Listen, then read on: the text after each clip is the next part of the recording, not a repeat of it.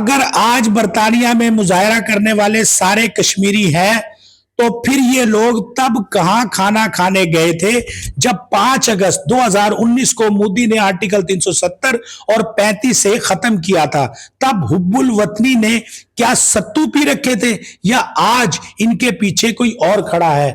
London کی سڑکیں، Indian lobby کا اسکرپٹ اور جاگ کا تضاد، کشمیریوں کی اصل تکلیف کیا ہے؟ میرے پاکستانیوں، کل لندن کی سڑکوں پر پارلیمنٹ اسکوائر سے لے کر پاکستانی ہائی کمیشن تک جو تماشا لگایا گیا، اسے دیکھ کر اس شخص کا دل خون کے آنسو روتا ہوگا جو کشمیر کی آزادی کا سچا درد رکھتا ہوگا۔ ہزاروں کی تعداد میں برٹش کشمیری سڑکوں پر نکلے، نعرے بازی ہوئی اور دنیا کو یہ تاثر دینے کی کوشش کی گئی جیسے آزاد کشمیر میں کوئی ظلم کا پہاڑ ٹوٹ پڑا ہو۔ لیکن یہاں ایک بہت بڑا اور تلخ سوال پیدا ہوتا ہے، آخر ایسا کون سا قیامت خیز ظلم ہو گیا کہ اب پاکستان کے خلاف تو سڑکوں پر نکل آئے ہیں لیکن سرحد پار بیٹھے اس اصل دشمن کو بھول گئے جس نے دہائیوں سے کشمیریوں کی نسل کشی کر رکھی ہے؟ توازن کہاں ہے؟ یہ دوہرا معیار کیوں ہے؟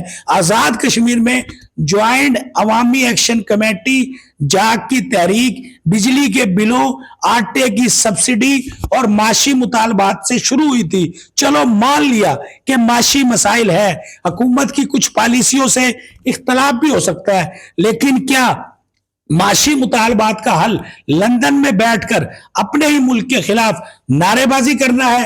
جس پاکستان نے 70 سال سے کشمیر کاز کے لیے اپنی معیشت، اپنی خارجہ پالیسی اور اپنی سیکیورٹی کو داؤ پر لگائے رکھا، آج اسی کے خلاف لندن میں کھڑے ہو کر یہ پروپیگنڈا کیا جا رہا ہے کہ پاکستان نے قبضہ کر رکھا ہے۔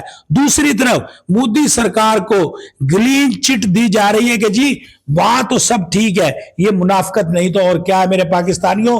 یہ صرف اور صرف توجہ ہٹانے کا انڈین اسکرپٹ ہے۔ پاکستان کا یہ موقف بالکل درست ثابت ہو رہا ہے کہ اس پورے کھیل کے پیچھے ایک منظم انڈین لابی سرگرم ہے۔ بھارت کا ہمیشہ سے یہ خواب رہا ہے کہ دنیا کی توجہ مقبوضہ کشمیر میں ہونے والے بدترین فوجی محاصرے اور جو نوجوانوں کی شہادتوں اور آزادی کی تحریک سے جو ہے وہ ہٹا دی جائے۔ لندن میں ہونے والے ان مظاہروں نے بھارت کو بیٹھے بٹھائے یہ موقع دے دیا کہ انڈین میڈیا اس وقت خوشی کے شادیانے بجا رہا ہے اور دنیا کو دکھا رہا ہے کہ دیکھو اصل ظلم تو آزاد کشمیر میں ہو رہا ہے، ہمارے والے کشمیر میں تو امن اور شانتی ہے۔ کیا لندن میں نعرے لگانے والے یہ معصوم اور نادان لوگ نہیں جانتے کہ وہ اپنے اس عمل سے کس کے ایجنڈے کو مضبوط کر رہے ہیں؟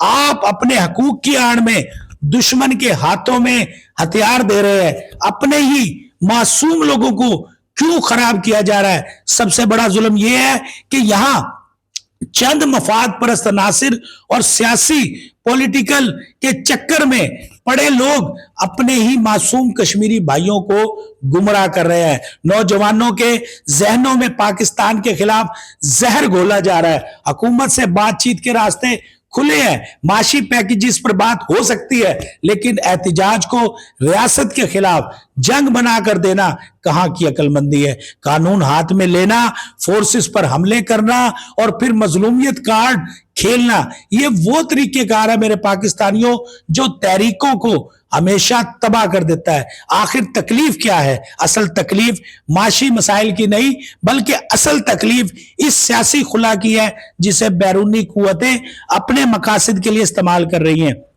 جب تک آزاد کشمیر میں احتجاج پر امن تھا، عوام کی ہمدردیاں ساتھ تھی، لیکن جیسے ہی اس تحریک کا رخ اسلام آباد اور راولپنڈی کی طرف موڑا گیا، پاکستان کو بدنام کرنے کے لیے عالمی مہم شروع کی گئی، اس تحریک کا اصل چہرہ بے نقاب ہو گیا۔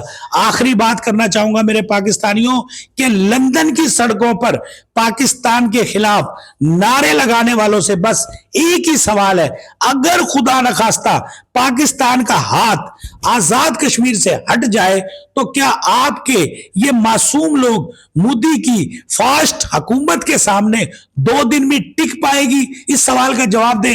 اور حقوق مانگنا آپ کا حق ہے، لیکن دشمن کی گود میں بیٹھ کر اس کے اسکرپٹ پر ناچ کر اپنے ہی گھر کو آگ لگانا عقل مندی نہیں، سراسر نادانی ہے. اپنے معصوم لوگوں کو استعمال کرنا بند کریں اور کشمیر کاز کو عالمی سطح پر تماشا نہ بنائیں. کمنٹس میں آپ بھی اپنی رائے کا اظہار میرے پاکستانیوں کریں، تھوڑا نہیں پورا